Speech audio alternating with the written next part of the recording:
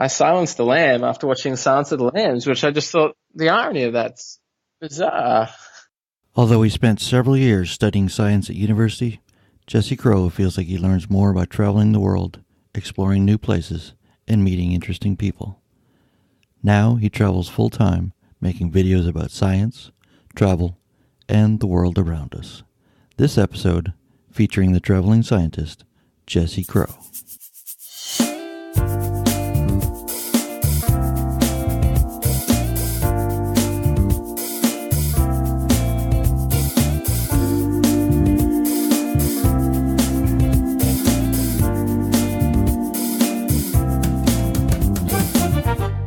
Hi, everybody.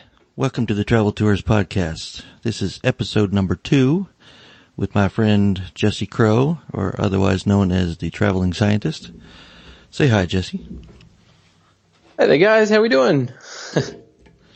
So, let me ask you I'm putting you on the spot here by asking you maybe a bit about, I know quite a bit about you because we're in the mastermind group together and whatnot, but I've never actually asked you about how you got the bug to travel, about your background, that kind of stuff. And so if you could give me a little background about you.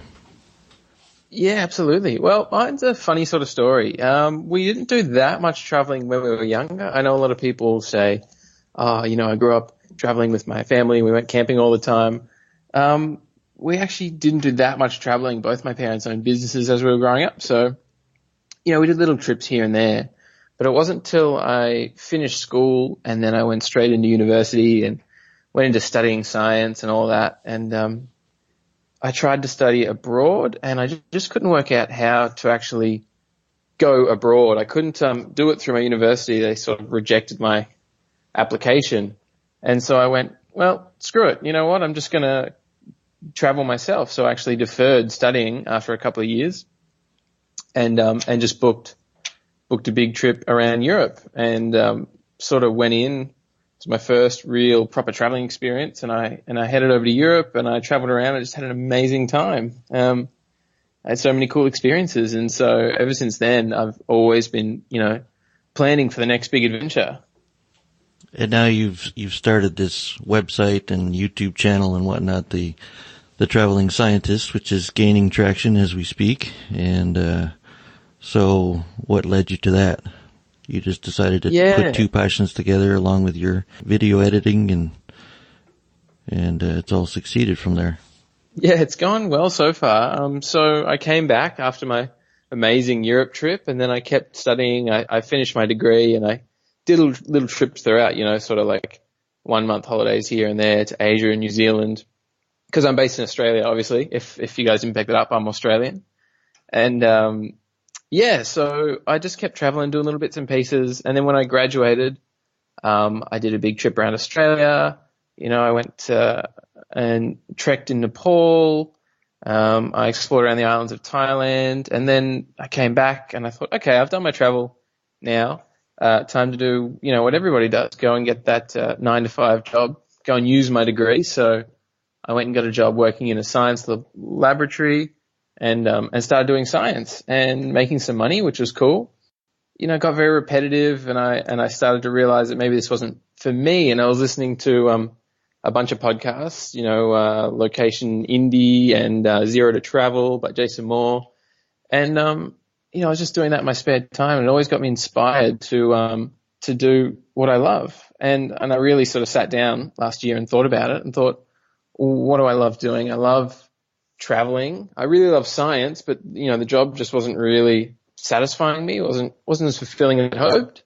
And I'd also always loved just making little videos of my travels along the way. So I was thinking if I could do my own thing where I sort of traveled and made videos and did science all together, if I could turn that into something, then, I'd be following all my passions and doing what I love. And so that's what I'm doing now with the Traveling Scientist. I travel around to exciting places. I make videos while I'm there about interesting science topics that can help people with their everyday lives. So, that's what I'm doing now with the Traveling Scientist. Well, you were born in a good time because, with technology nowadays and whatnot, you can cover all your bases in in one go, so to speak. So Yeah, exactly. It's really cool that I feel like there's potential to just take my laptop with me wherever I'm traveling and create something from nothing, really.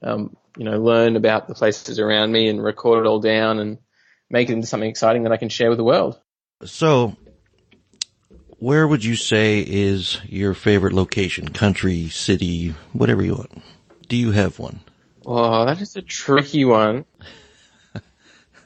Yeah, there's so many awesome places that I've been to and so many more to go to. But if I had to pick one, I would say I recently did a trip to Eastern Europe and traveled around Czech Republic, Slovakia, Hungary, Serbia, those sorts of countries. But my favorite place there was actually Bratislava. I think that's how it's pronounced. Bratislava, the capital of Slovakia. Really, really cool city. It's not like the population's not huge. It's not a giant city, but the culture's just really cool. I met lots of really nice people there and it's cheap, which is always handy. Eastern Europe does get cheap over there. It's funny because I've always wanted to go to the Balkans. I'm hoping a year from now that we're going to be going to Croatia and Slovenia and Hungary. I've always wanted to also go to Romania and Georgia because from what I understand, and I'm going to learn this myself, I hope, that it's kind of hard to get into the crowd, so to speak, and get to know people. But once you do, once you've stayed there for a little while, like longer than a few days or whatever, then you get to know some people that they're some of the most generous and kind people in the world. And I'm really looking forward to going to that area of the world. So. Yeah, exactly. No, it is. It's the people there are so cool. And I think that's really what makes travel amazing is, the people you meet where you are, whether it's the locals or just other travelers. You can make some amazing friends and you can just relate on so many different levels. I think, some of the people I met in Bratislava were just the coolest people and they'd come to this city, planning to stay for a couple of days and, they'd been there for weeks or months or, even longer. Like they just came in, met some cool people, fell in love with the city and the old town and Right. They just stayed. You go there and you sort of get sucked in. It's one of those places where you can just stay happily and comfortably and you live there for a long time. So I've asked Jesse to be on here because really my goal in creating this podcast was to help people in my family and friends that I've known that I've managed to, I don't want to say convince, but help to push into getting over their fears and whatnot and see the world for what it is and that it's not really as scary a place as they were led to believe by various sources and, things, it could be anything from food to money to whatever may cause them to be reluctant to travel. So,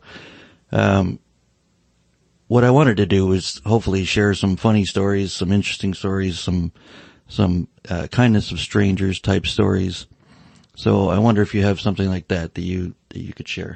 I got plenty of stories. Well, if we have to make a part 2, that's fine. Why don't we start with a funny story? Because that's always good fun. Okay. I'm thinking I went to New Zealand.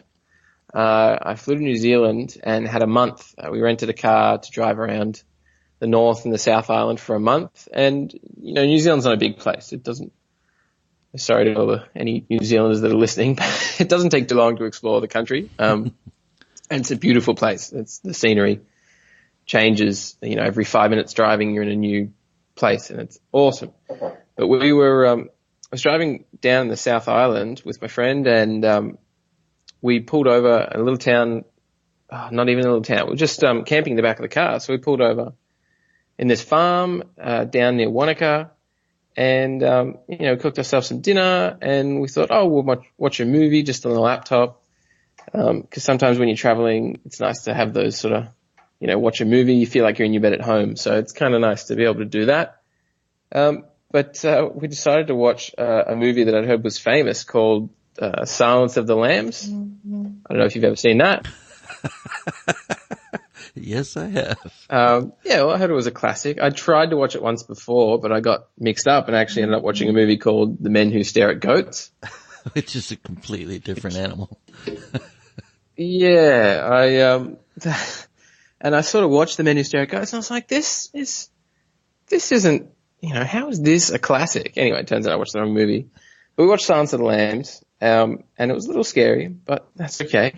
Still managed to get a good night's sleep with only a few nightmares, Right. But something everyone should know about New Zealand is it's full of sheep and lambs. There's more sheep in New Zealand than there are humans. There's a lot of sheep all around. So anyway, we were sleeping on a farm and we watched this movie, Silence of the Lambs, went to sleep, and then I woke up to the sound of this lamb bleating. And it was just like making this horrible noise. And it was like 5 a.m., like the sun was barely up. And I was just thinking, oh, I need to silence that lamb. I couldn't work out why it was making this, super loud bleating noise so early in the morning. So finally, after a few minutes, my friend said, oh, go find out what that noise is. So I got up out of the van, stumbled out, and sort of wandered to try and find this noise. And we were parked next to a dam. And in the dam, there was this sheep and it was stuck and its head was like just sticking above the water and it was bleeding. It was making that noise and it obviously it was stuck and it was like about to drown. And I thought, oh my God, this sheep is drowning. So I ran back to the car and I said, Hey, I've got to go swim and save this sheep. Can you wake up and just make sure nothing bad happens? And so she got up and she ran out after me and I stripped off and jumped into the water to swim over to this sheep. And she was following me and she fell over and rolled her ankle. And, so she was injured. This sheep was injured. It was sunrise. I was nearly naked swimming in this freezing cold water. It was middle of summer and, New Zealand is very cold.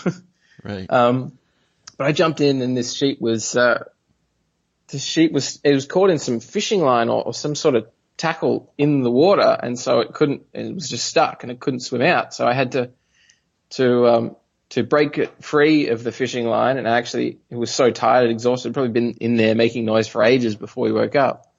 But, we swam it back to shore and I let it get up and it sort of got up and stumbled and then stopped bleeding and it ran away. So I silenced the lamb after watching Silence of the Lambs, which I just thought the irony of that's bizarre. That's awesome.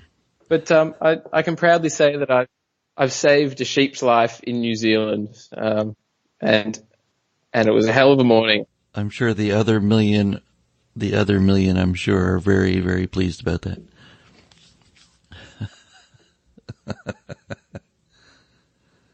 And your friend turned out to be all right with the rolling the ankle. Oh, she couldn't walk for a couple of days and I was freezing cold and I didn't have a change of clothes. It was a rough time, but we saved the lamb, so that was what was important. So, I know that, recently, I might be springing this on you, but, I had no idea, even though I talk to you quite often, in our mastermind group, that you had an accident in Vietnam until I watched your vlog. Yeah. Can you tell us, are you okay talking about that? Yeah, absolutely. So my most recent adventure, I did a road trip around Vietnam by myself and it was one hell of an adventure, let me tell you that. I've made a few videos about it on my YouTube channel, and they're pretty exciting. I tried to sort of make them a bit immersive and really try and share the full experience, the highs, but also the lows as well. And one of my lows when I was road tripping around Vietnam was about a week in. I actually had a motorbike accident, which, is not that uncommon over there, I guess. I mean, there's no road rules really. In Vietnam, there's no strict speed limit. You can run red lights. Nobody really cares. People do it all the time. You can drive on the wrong side of the road. Like the road rules over there are so useless, basically. So everyone does what they want, really. And I had a motorbike and I was riding through these hills, sort of in central Vietnam, and just coming around a corner, and there was a guy coming around the other way, and he was overtaking a truck. So he was sort of towards my side of the road, And it's just because we were on a corner, I was sort of leaning towards the middle of the road as well, and we just found out we were on the same course, and we couldn't really steer out of it, so we kind of just crashed into each other, and it was sort of both of our faults. We were going pretty fast too, sort of. I can't remember exactly what we would have been, 40, 50 kilometers an hour, and we hit each other, and the bikes went down, and we both fell off the bike. I went forward a few meters and landed on my butt, which was killer. And then, I couldn't sit down for about a week after that. And he wasn't injured? He got a bit of skin off his knees. He was fine, really. Oh, that's right. He was on a motorbike as well. Yeah. So we it could have been a lot worse. Exactly. If it was the truck that I hit, I probably wouldn't be here talking to you now. But, no, we just crashed bikes and, just got a bit shaken up, really. I mean, it was, the bikes went down, and then every single person driving past stopped and got over and came and had a look. And before you know it, I was standing on the road. My bike, which was my only means of transportation, was on the ground, possibly broken. There's Vietnamese people all around me. Nobody speaks English over there. Everyone was sort of yelling at me in a foreign language or just talking, and I couldn't communicate with everyone. It was really a shocking sort of experience. But so how did you get over that communication issue when you're in that kind of situation?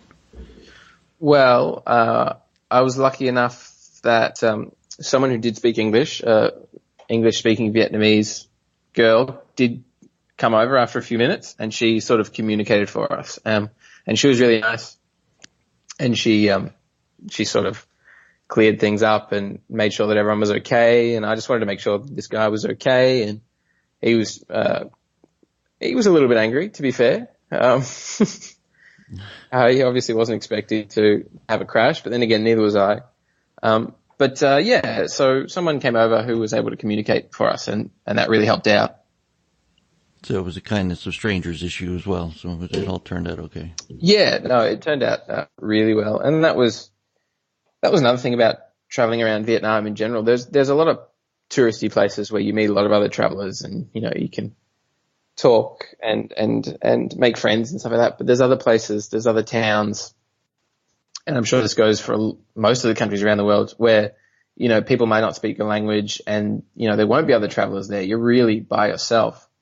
But you'll always find that when you're traveling through these towns, whether it be in Vietnam or any other country, even if people don't speak your language, there's still sort of this base level of communication that you can use, whether it is, something like Google Translate on your phone or, just charades. Yeah. I like charades. Charades is good fun. Just the simple sign, food, drink, how you going? Yeah. Yeah, I got real good at signing ouch. But I did find that I was able to communicate and make friends without having to learn too much of the Vietnamese language, because, I tried to learn the language. It's hard. Some countries you can learn a language or the basics relatively easy. Some countries, the pronunciation. Have you ever tried learning Turkish? Oh, it's insane. But bees. No, but I always assumed that an Asian language would be the hardest for me. Yeah, well, Vietnam, I tried. I think I said in one of my vlogs I was trying to speak the language, and they just look at me confused. And yeah, but we got there. It's a stumbling experience. I sort of stumble through some of my travels, really. You make mistakes, but then you just, you find a solution, and then maybe you make another mistake or something goes wrong, but you just stumble through it, and eventually you get to where you want to go, and it's fun. It's fun. It's the crazy stuff like that you really remember. I don't remember sitting down, relaxing by a pool in Vietnam, which I'm sure I did, but I remember, communicating, asking for food with locals in a small town in the middle of nowhere. Let me ask you, would you, now that you've had that, experience and the accident and whatnot, would you do that again? Would you rent a motorcycle again and do the whole thing over again? Yeah, absolutely. I would. Yeah, I think it was lots of fun. And I definitely do it in other countries as well. Like, I know Sri Lanka is supposed to be a really great country for getting a motorcycle and running around. Super cheap and a great way to go. bike riding would be another good way to do it. But the advantage of the motorbike is you can just cover more ground in a shorter amount of time.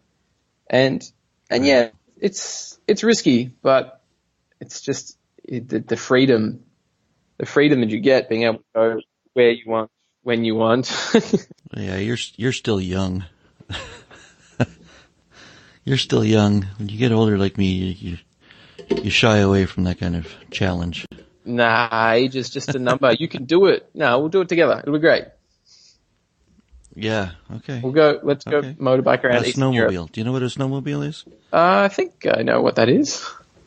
Well, it's basically a motorcycle with skis. Do you ride around in the snow? That sounds amazing. Let's do that. It's considerably more stable and there's a lot less traffic. Less traffic is very good. Maybe less cows walking around the snow as well.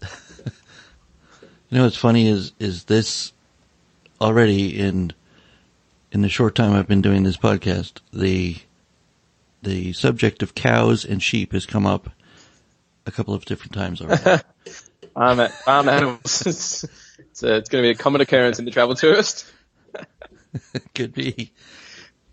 So, all right. Do you have anything else you want to share in terms of stories, funny stories? Yeah, well, yeah, I've got two short little ones. One was my first trip around Europe when I was saving up money to travel around Europe that first time. So I took the year off university and I went and worked in a restaurant for a few months. And the restaurant I worked was quite fancy and we attracted a lot of international customers. Whenever they came in, because I'd already planned that I was traveling to Europe. So whenever anybody came in, you know, I was a friendly waiter and I would always say, "Oh, where are you guys from? How are you going? What are you doing here?" And whenever anyone said they were from any country in Europe, whether it was England or France or Spain or Slovakia or anything like that, I would always say, "Oh, wow, that's amazing. You know, I'm going there soon." And not all the time, but maybe 10, 20% of the time, people would say, "You're coming to our country. Why don't you come and visit us?" And that sounds a bit weird, like, you know, someone inviting their waiter to come and visit them. But, you know, I was super friendly about it. And, I was always like, you know, I like to form a relationship with my customers. And, you know, occasionally some of the really, really nice customers, you could tell they were great people. They would, you know, give me their contacts, email addresses, things like that. And then when I actually did head over to Europe, I would contact them and send them emails and say, "Hi, I'm coming towards your area soon. Could I possibly come and visit you?" And more often than not, I think I did this, you know, half a dozen times or more. I actually went and stayed with a customer who I'd waited on back in Australia. And every time it was the best experience. You know, they would have usually a spare room for me. They would feed me. They would show me, you know, the local areas that you wouldn't see as a tourist. And they would, you know, take me around and all for nothing. You know, they're not expecting payment or anything like that. You know, they were really friendly about it. And they said, "Oh, this guy was really nice to us in Australia. We're going to be really nice to," if you ever meet someone from overseas, I think it's really great to make that connection and introduce yourself and keep in touch. So if you ever do end up going to that country, you know, you can get in touch with them and chances are you'll be able to visit those people and stay with them. And that's how you can really feel the experience of being a local in their country and seeing, you know, how they live their lives and really getting into that culture. I think it was an amazing thing that I sort of accidentally did. And now I'm always keeping in touch with people all around the world because you never know where you might be traveling and who you might be visiting along the way. Well, it's funny you say that because there's been a couple of opportunities in my life where I've done similar things. More than likely it was like I was visiting somewhere and I met somebody and, you know, and they would say, "If you're ever in such and such a country, come visit me." But for some reason I always chickened out because I felt like, you know, they're just saying that to be nice and whatnot. So it's actually kind of nice to hear you say that it actually did work out. Yeah, absolutely. Not all the time, but more often than not, I would say. You know, sometimes they never respond, but sometimes, you know, they'll remember you and they're happy to see you again. And it's really great to see those people again in a whole new location. Yeah. I think the second part of that would be that probably as the person being visited, you want to show off your city. You want to show off your country. You want to represent your country as best you can to somebody you just met who waited on your table. A certain amount of pride that people take in in their own culture and countries. So that's kind of Yeah, nice. yeah, no, exactly. So I kind of put words in your mouth when I was talking about your perhaps difficult experience when I talked about your Vietnam crash. Is there something else that you wanted to talk about that you've learned from, or that you could share with others that would help them? I think, Or a second part of that question might be, if there was somebody you knew who was reluctant to travel, shall we say, for various reasons, what would you tell them? yeah, well, I think I touched on this before when I was talking about Slovakia and also Vietnam a little bit. I guess the best part of traveling, at least for me, and I think this can really resonate with a lot of people, is it's the people you meet along the way. It's, meeting people and making new connections and having great conversation with people from all walks of life in all parts of the world. I think that can really make travel. And it's really good to get out there and travel so you can meet new people. And it's just such a good way to learn more about the world. There was a small town in Vietnam where I ended up I was sitting by myself, having a meal by myself, and there was a 70-year-old man from Montreal in Canada sitting a table over.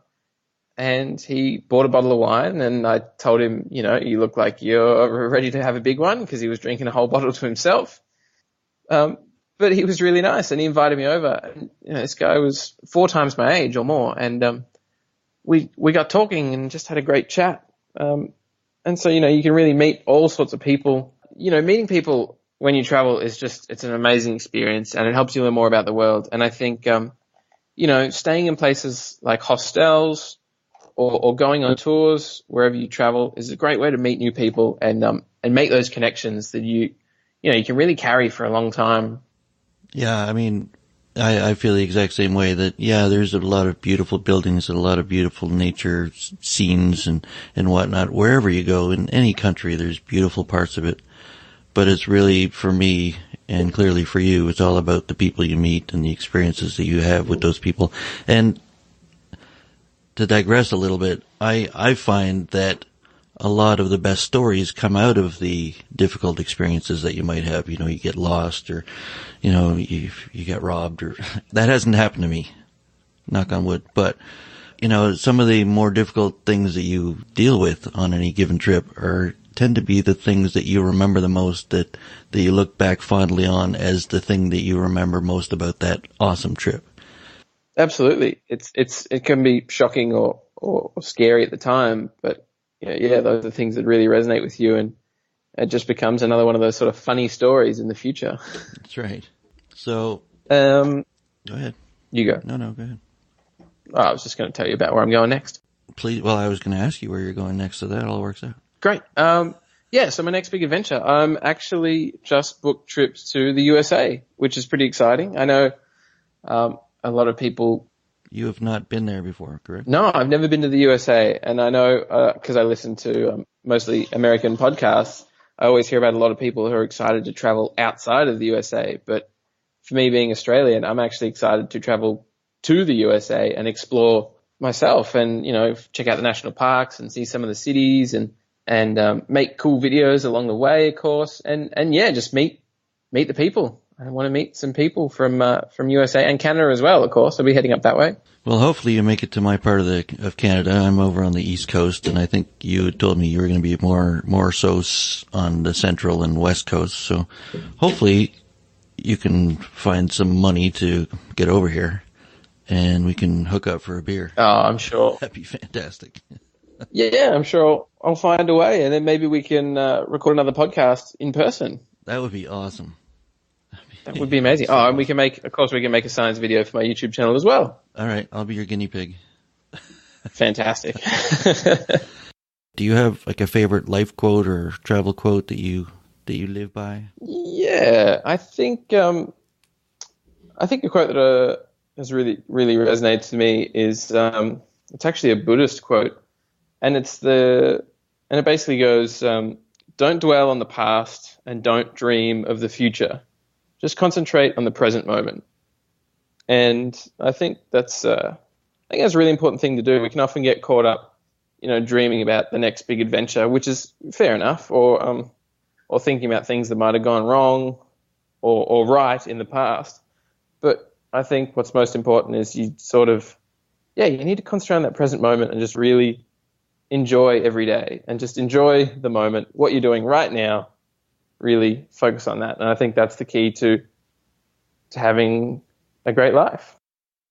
All right, so why don't you let everybody know what you're up to in the future in your YouTube channel and anything you got going on. And as I said before, I'll link to it in the show notes.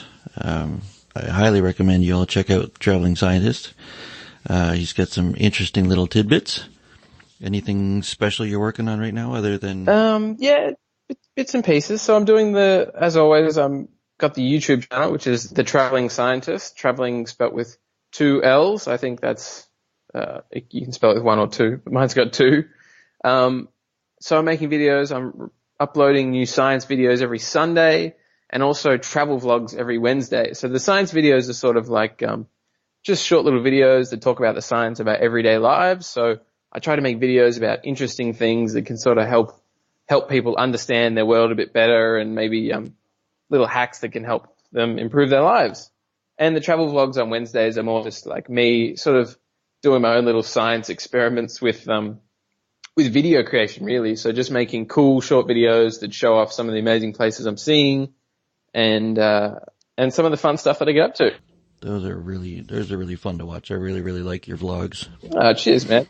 Not saying your experiments aren't, but sometimes they scare me. Yes. Yeah, I get a bit crazy with my science, but that's good fun. Like, I think a lot of science, YouTube channels out there can be a bit boring. So I'm trying to make it exciting and fun and, do it in cool places all around the world. So that's definitely what I'm doing mainly. I've also got, my Instagram account. I'm getting some good photos up. That's just called Traveling Science. I've got a Facebook page, Traveling Scientist. I've got a Twitter account called JC Travel Science. And and of course I've got my website, thetravelingscientist.com.au. And that's where you can go and send me any science questions you have or any questions at all. And if it's a real good science question, I will make a video about it on my YouTube channel. I'm still waiting for your answer about whether or not birds can have vertigo or if they ever have a fear of heights. I did some research into that. That's a tricky one. As far as I know, that's how my brain works. That's not good. I'll keep looking into that, and I'll make a video real soon. How does that sound? Sounds awesome. Cool. All right. Well, thank you so much for being on the Travel Tours podcast, and we will chat again soon, sir. Sounds good, Jonathan. Thanks so much for having me, man. Wish you all the best. I hope this is an amazing podcast, and I will definitely be listening out real soon and listening to all your episodes. So, yeah, thanks so much for having me. I really appreciate it, and I'll talk to you soon. All right, man. Take care. Thank you. Cheers, Jonathan. See you, man. Okay, so special thanks go out to Jesse Crowe, the Traveling Scientist, for appearing on this episode of the Travel Tours podcast. To find the show notes or to find out more about what Jesse's up to these days, please visit thetraveltours.com/The Traveling Scientist. If you have any comments, either good or bad, or if you'd like to subscribe to this podcast, please do so on iTunes or wherever you find your podcasts. Thank you all so much for listening, and we'll see you next time. Bye for now.